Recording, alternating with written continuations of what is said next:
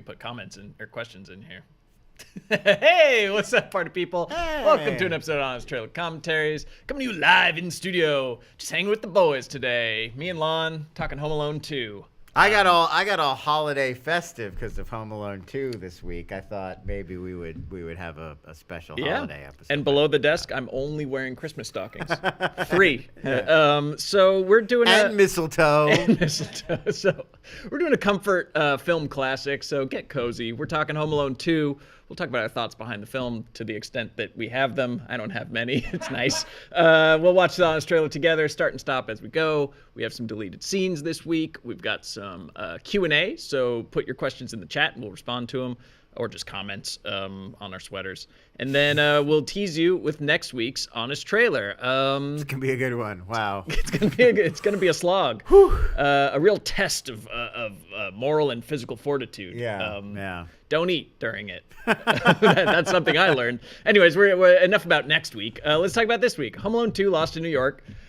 It's comforting. I prefer this to the original Home Alone. What? Yeah. That's crazy. Yeah. Oh, we got a fight. All right, movie fight. Wow, you prefer Home Alone this 2 to the versus Home original Alone 1. Home Alone? Make your case for Home Alone 1. What? We don't get a lot of comedy sequels anymore. Like, I think that it's kind of almost like a lost art. Like how often does a new, there's legacy sequels, like there's the Ghostbusters, whatever they call Afterlife. But not a lot of this comedy did really well in theaters, so we're going to make another one. Like Hangover, I feel like was like the last time this happened, really.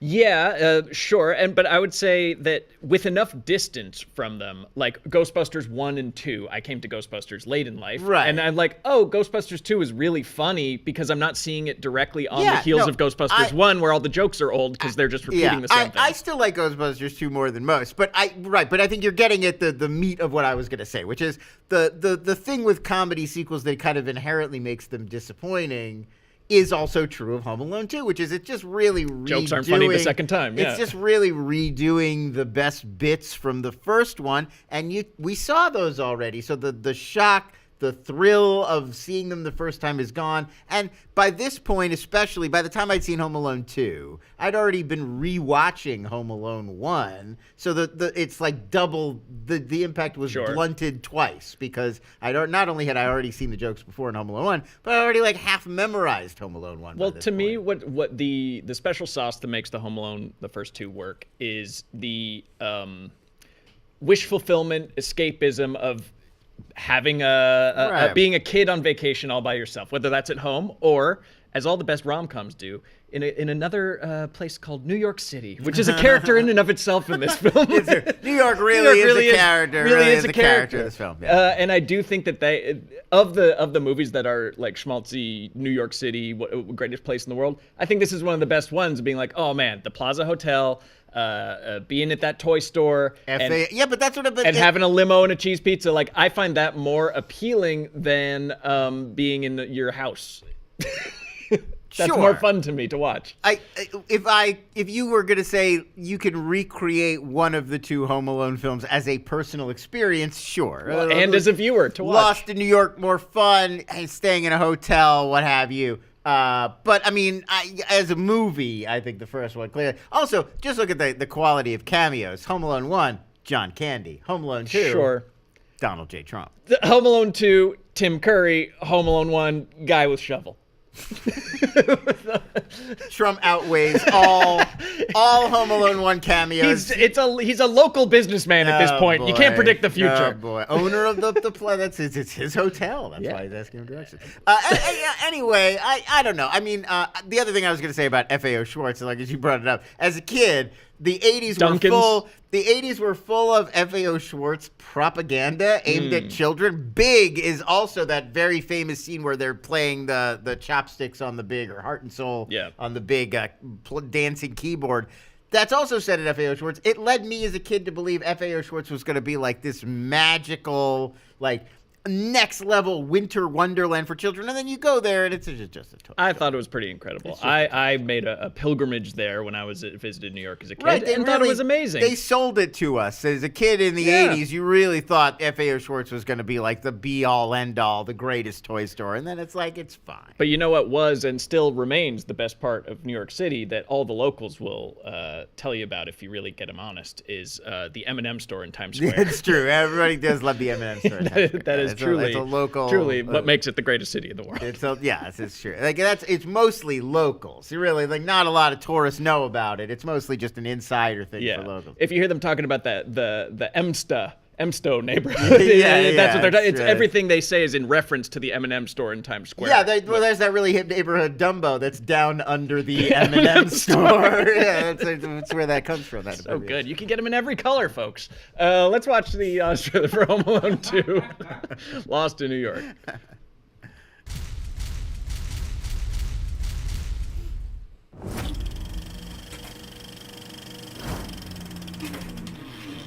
From the director of Harry Potter, back when that meant something, and a massive David child Yates, star sorry. who turned out pretty normal by child star standards, And since we are bound to this planet, industry and production can't mirror the infinite expansion of the universe. comes the 30th anniversary of the rare holiday sequel that isn't terrible, Holy jeez. unnecessary, I just forgot all about Christmas. or completely off the rails. Hold tightly to my belt, for we are going to journey through the air and circle the world. Weird. Pause. Home Alone 2. So I asked Joe Starr is a Rankin and Bass expert. So I texted him for a few, like, what's the weirdest Rankin and Bass? How weird does it get? And he sent me a couple clips, neither of which was that one because they're like the opening credit sequence of that film. Oh my God. The opening sequence for The Life and Adventures of Santa Claus is like it's like the nightmare sequence from the Snyder Cut. But they're introducing various like not even Christmas themed gods and immortals, but just different elves with weird names as they like make their entrance. And then there's a Gregorian chant going on in the background going, immortality.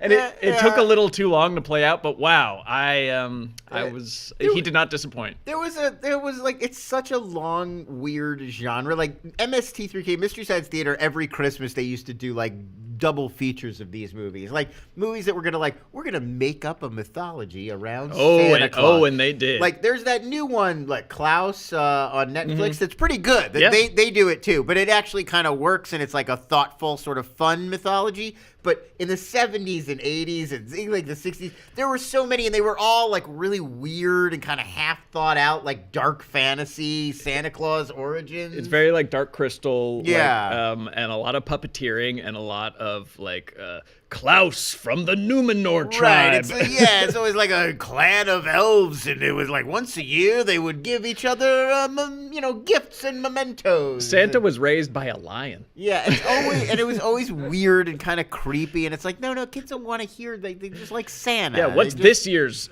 entry in the Santa mythos? This was all we had, folks. Yeah. So yeah, thank you. I guess it's gonna be Tim Allen in the Santa Clauses is this year's thing. Well, and now every time Santa has to kill people now. Like there's the David Harbour. Yeah, everybody wants. And then to do, The Rock. It's like Red One. Yeah, everybody wants to do The Night the Reindeer Died now. That movie from Scrooge with Lee Majors. Yeah.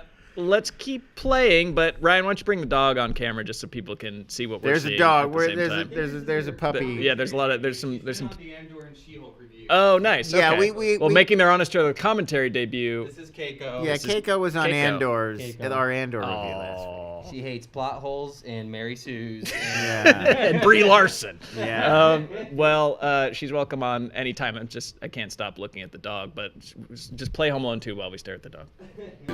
Lost in New York. Oh, she left. It's Christmas time once again for the McAllisters. Buzz is still a bully. Beat that, you Can she do any tricks? Fuller is a whiz kid. You sleep on the 3rd floor. Yeah, with me. She's scratching her leg. Mom's telepathic. I have that feeling. Good night, Mom. Good night, Kevin. and the other 12 are background gingers who contribute nothing at all to the story. But while Big P doesn't even get a line, laugh along with little Kevin while he talks to himself for 2 whole hours. Where are those guys? My family's in Florida and I'm in New York. Plaza Hotel, New York's most exciting hotel experience. Luxurious and special. Merry Christmas, Kevin. This is the greatest accident. You can mess with a lot of things. But you can't mess with kids on Hey, Uncle Rob lives here. They're back from Paris. I'll drop in on them. There's nobody else in the room, Kev. Uncle Frank really messed you up, huh? You know what they're gonna call you in France, don't you, huh? No. Yank! So pause. I stumbled across. I guess there's much like Uncle Charlie from Willy Wonka. What's his name? Grandpa Joe. Grandpa Joe, Much like yeah. Grandpa Joe in that there's like online hate communities dedicated to Uncle Frank. calling out Uncle Frank. Just, I mean, he sucks. he does suck. Yeah, he like definitely he's sucks. like, and that led me to find the deleted scene where he where he pantses Kevin. pantses Kevin. Yeah. Yeah, he's a freeloader. We knew that. But like he's already being bullied by the rest of his siblings. But then Uncle Frank is like an adult who should know better, who joins in. There's a weird, when you're a kid, I think you just accept some stuff in movies, and especially with like I did not have a big family. It was just me, my parents, and my younger brother. So I accepted in movies that like, well, big families were really different from mine. So I just like, whatever, that's what their family is like. Yeah. But when you go back to Home Alone and Home Alone 2 years later, it's a weird family. Like the McAllisters are an odd bunch. Like we don't really get why they're so rich or what the circumstance is, why this family, like how they happen to just be living that way. Like we don't know what his job is. It's not built into the story. The money factory. Yeah. Yeah, he just like dad has a really fancy job. But there's so many of them, and it's almost like John Hurd and Uncle Frank are like too old to be the dad and the uncle of all these like small kids. I think the uncle, looks older. Yeah, I mean, Uncle but Frank feels like he's in his 50s, 60s. Yeah. Like why is he? They've got little kids. He's the uncle to these little kids. Like the whole thing is there's just like an oddness to an unspoken oddness to it. And like a Brady Bunch situation. Do they all live together? Right, exactly. Or is this just for Christmas? All of this, Unclear. and there's no context. We just come in, and it's Yeah. like, here's this crazy family, and they got to get to the airport. Yeah. Yeah, he sucks. They all Yeah. gang up. The mom even does not. I feel does not do enough to protect Kevin from the vicious bullying that he's a victim of from everybody else in the room. And it doesn't even feel like well, they're a big family and they love each other, but they pick on each other. It really feels like these evil people have just descended on his home and are wrecking his life. Yeah. So everything okay? Oh, the dog is now. She just peed. Well, so did I. So peeing your pants is cool. Then call me Miles Davis. All right, let's keep going. When Kevin gets shunned by his own family again and stuck up in the attic as punishment again, he'll be all alone thanks to a last-second travel mix-up again. Lies to adults again. You think I'd be here alone? I don't think so. A kid going into a hotel, making a reservation? I don't think so. Make use of convenient movie dialogue again. I'm gonna give you to the count of 10. I'm gonna give you to the count of 3. Get stopped by 2 burglars again. Build up an elaborate trap house again. Get bailed out by a scary old stranger again. Yada, yada, yada. Hey, come on. It all worked out great the first time. Why not just try it again? Just don't try it again. Home Alone 3. Or again. Home Alone, taking back the house. Again. Home Alone, the holiday heist. And definitely not again. That would just be stupid. Home Sweet Home Alone. So pause. How many of those have you seen? I have seen Home Sweet Home Alone. I have not So the seen new one. 3, 4, or 5, but I saw the Rob Delaney, L.E. Kemper That's like one. inexplicably British. Inexplicable is a good word. Okay. I mean, I don't like. I get it because it's Home Alone and it's like one of the biggest brand names in moviedom, and you want to keep making things that are called Home Alone. Yeah. Totally get it from a money perspective, but it's so specific. Like it's such a specific thing that I kind of It is, don't yeah. It get. tells you that, just shows the importance of casting and performance, because it's Macaulay Culkin and Joe Pesci and Daniel Stern, I think, that make the movie work. Yeah, I mean, I'm almost tempted to say you could get away from kid vacation left by themselves. Well, as then you long just as have like get- Panic Room. Yeah, I mean, basically, I think like the traps kids setting traps to hurt evil adults to me is almost the heart and soul of it, more than anything else. Like maybe if you kept holiday, like it's around Christmas time and a child is injuring adults that you don't feel bad for. It's Arbor Day and they're gonna shut down. They're gonna burn down the Boy Scout camp. But that, like, now you're talking. Like, I almost feel like it's malleable enough that you could do stuff like that. Like, well, what's the Thanksgiving one, not a Christmas one? Like, what's the whole family's setting traps together. Is there an Easter version of this? Yeah, they're in a meadow and each egg is filled with arsenic. I don't know. What do you do for Easter? I don't know. It's a priest now who's coming after them. Yeah. I just know Home Alone 3, big part for Black Widow, Scarlett Johansson. Oh, well, there you go. Look at that. Yeah, that's all I remember. She was around for a long time before she got famous enough to not have to do that stuff. Good for her. All right, keep going. Revisit screenwriter John Hughes' happy place, the White Side of Chicago. Then take advantage of 1992's lax airport security. You're sure your family's on this flight? Yeah. To visit New York City. Scale the mighty Twin Towers. Experience the magic of Central Park. Watch it, kid! And potentially get shot on Fifth Avenue. Down the hall and to the left. Just don't cross the staff of the Plaza Hotel. These Grinches are out to ruin Christmas by refusing to let a child fake his identity. This is Peter McAllister, the father. Commit fraud. Credit card, you got it. And stiff them on tips. And there's plenty more where that came from. Another future Suck it, grown-ups doing your jobs. Hope you get smacked in the face and think you're being shot to death. So pause. I didn't really dive into it, but I noted how many John Hughesisms there are in this, like of a kid breaking the fourth wall, a la Ferris Bueller. Sure. Yeah. The city of Chicago. Yeah, that's a big one.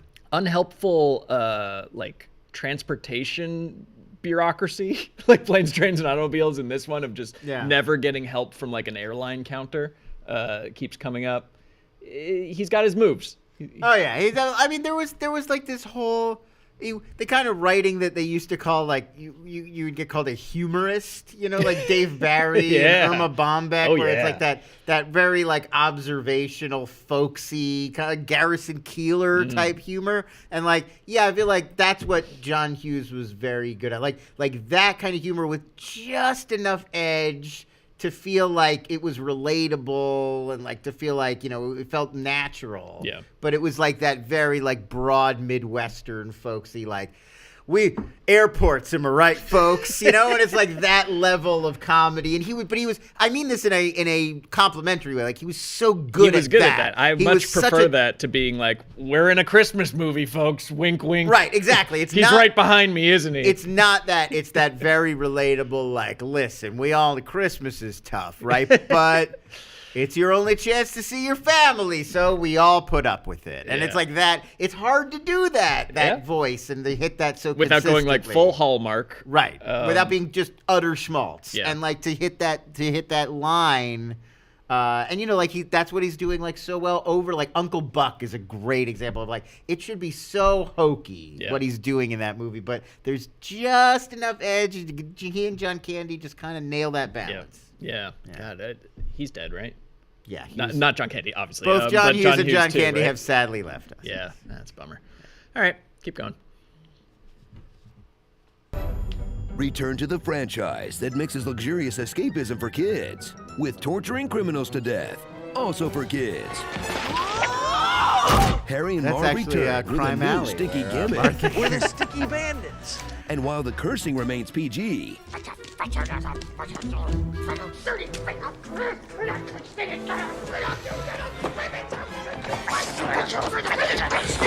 the violence is rated X, as in Kevin murders them 10 different ways.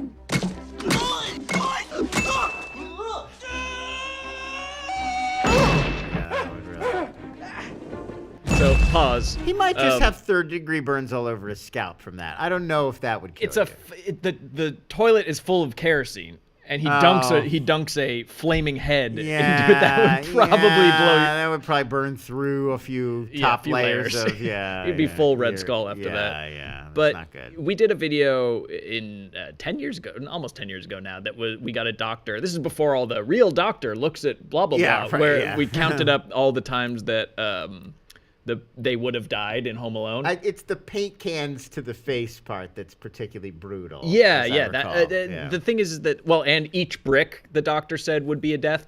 Don't always listen to your doctor's advice, kids, because I rewatched that video and thought some of them were a little questionable. I thought he was a little generous with the deaths.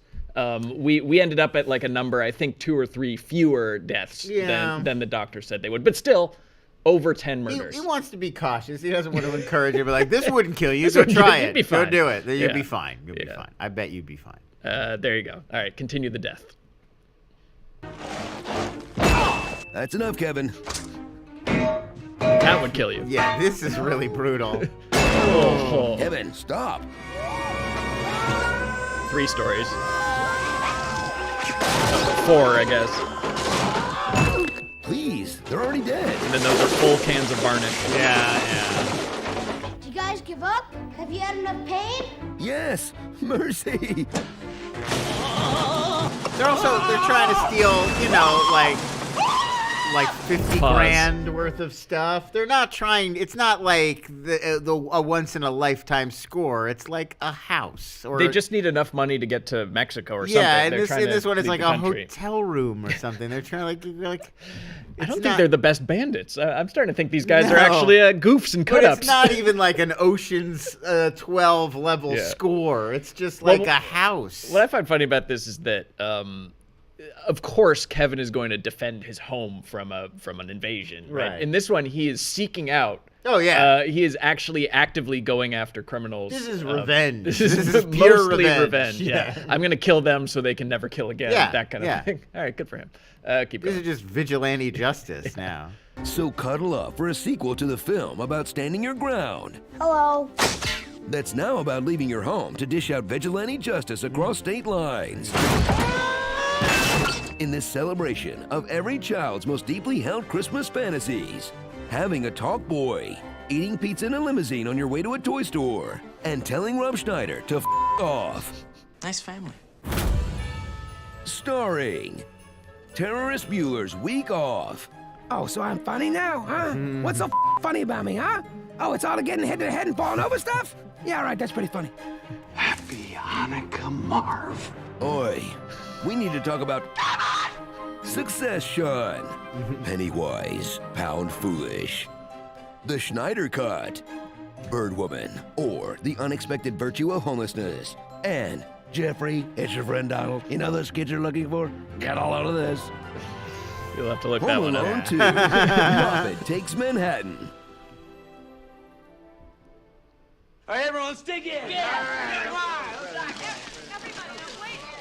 They finally track down their son, and he immediately sneaks off on his own to see the pigeon lady? Kevin! Will someone put a leash on this kid? Yeah, that one's on them. Yeah. There you go. Look, you can't really overanalyze this one. They just did Home Alone again. They did another. They were reskinned like, Home Alone. What if another Home Alone? What if another Home Alone? What if we did that again? You liked it. But I personally just enjoy the palette swap that they did. You know, like for whatever reason, I prefer Sub-Zero to Scorpion. It's fine. I mean, I guess I was old enough to like be a little cynical by that point. Like I wanted to see a new movie, and it just it does feel like, hey, Home Alone, but another one. Well, they kept doing it. Yeah. And doing it well. All right, let's see the deleted scenes. Pretty well, all right. Starring Little Mac, Scream Queens, Apple Mac, The Good Son, Goodfella versus Goodfeathers. Can we do The Good Son? City Sticker, Oh Here to O'Hara, A Bad Mom's Christmas, Shit's Week, Roman Holiday, Pennywise Origins, One Room, Scary Bird, and We love getting lost in New York, don't we, folks? we need to talk about Kevin. Bright Tyke, Big City.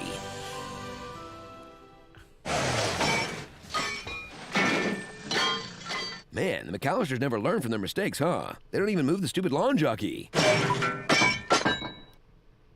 There you go. Yeah. There was also a deleted scene, I don't know, it didn't make it into the montage, where we talked about how this movie inexplicably hates the French. I mean, I guess that is just like an American comfort classic. It's like the French suck. It's exactly like exactly what we were saying about John Hughes, where it's like he loves a good tropey, folksy, like nothing more middle American than hating on the French are so rude. Because that's also like if you go back. Vacation is like the vacation movies are full of that kind of level of humor as well. Like, wow, Ryan is literally rolling on the ground with a puppy. May I achieve that level of joy at some point? Right, like that's the British people super snooty. over the top, polite and snooty. Right, French people rude. Like those are the. Florida sucks. You hear that, Ryan? Yeah. That was also a big part of the movie is how bad Florida is. All right, where are we at? We thank you so much for watching. Like, subscribe, hit the bell, ring-a-ling-a-ding-dong. We'll make more things. They'll be right here, so keep watching them. Here are your questions. We'd love to, please. Adam Hulbert, and is this one of the few movies where pain and suffering from killer traps is hilarious? I mean, have you ever seen like Looney Tunes, like the Road Runner? This is a foundational part of humor: is people hurting themselves or getting hurt. It's in a strong tradition going back to the silent comedy era, obviously, like Laurel and Hardy and Buster Keaton and Charlie Chaplin. Like I think this is directly a descendant of that stuff. Yeah. Scare Shark asks, if you had to make a Home Alone sequel or reboot, how would you do it in a way that's fresh? I think we were on to that earlier. Yeah, well, I really like the different holiday idea. Like, it doesn't have to always be Christmas. It could be, people go on vacation a bunch of days, like a spring break. Summer break, Summer break. How about like a booby-trapped water park? Yeah. Ooh, they bring, he actually comes on the vacation this time. He's not home alone. Yeah. He's home with, he's away with family. Interesting. Maybe he's trying to kill the burglars at their home. Wow, Maybe he's taking the fight to them. Has there ever been one like from the burglar? Like they were joking about it, but like has there ever been like a horror movie one from the burglar's perspective? From the burglar's perspective, kind of become sympathetic to him over the course. That's right. Yeah, where Harry and Marv are maybe trapped in solitary confinement, and and Kevin is working his way through different cell blocks to kill. You ever see Brawl in Cell Block 99? Yeah, it's a bit like that, but with Macaulay Culkin. And speaking of which, we'll end with this. Jim 1 asks, with all the legacy sequels we're getting, like Christmas Story and Top Gun, do you think we'll finally get a true Home Alone 3 with adult Macaulay Culkin? And his family? I think we could. I mean, Macaulay's he's on Red Letter Media. He seems like a great dude. Macaulay Culkin, getting him to do it, probably not. I think the Daniel Stern part. is down. Joe Pesci, I don't know. Is he retired? Yeah, Pesci. He came out of retirement to do The Irishman. So I think if you get De Niro and Scorsese involved somehow, I think he would come along. Yeah. And then you got Kieran Culkin, who's like prestige TV, That's right, golden child now. You definitely have Fuller make a cameo. Sure. Like maybe if if Pesci doesn't want to come back, Brian Cox could fill in. Yes. I think he could be our Marv. Yes, that was great. Or Harry. He's Harry. All right, and then let's actually do this one with Raynard City Update Channel. If you were alone in your home with, I guess, two people, not just if you're alone in your home, with Something robbers happens, trying really to does get happen. you, Okay. What would you do? If you knew that they were coming at 9 p.m., and for whatever reason, you can't call the cops. I mean, I don't have anything.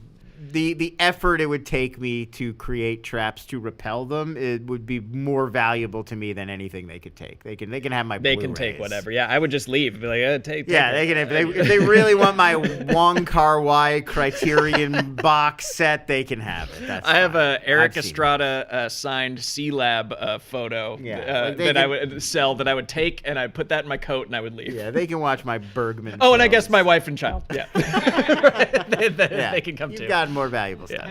All right. This has been lovely. What a treat. Lovely get together. What a treat. Let's do it again next week. I think we should. But it's going to be a little bit more grim, a little bit harder dark. to get through. We're going to have to rely on our brothers. It's gritty. We're going to have to do everything it takes to find a special little boy in a very bad place. Not a little boy. Well, he looks like a little. His teeth are too white. He's not very naive. Yeah. In some ways. But you know what? Maybe that's what it's all about at the end of the day. I know we're being vague, but we're gonna earn this. Don't worry. We're gonna earn this one. Yeah. We'll see you next week. Go vote if it's early enough or late. Yeah, if you're watching this on Tuesday, go vote. And don't listen to Katy Perry. She doesn't know what she's do what Katy Perry tells you to do. Obviously, she doesn't know what she's talking about. Oh, look, dog. All right. See you then. Bye-bye.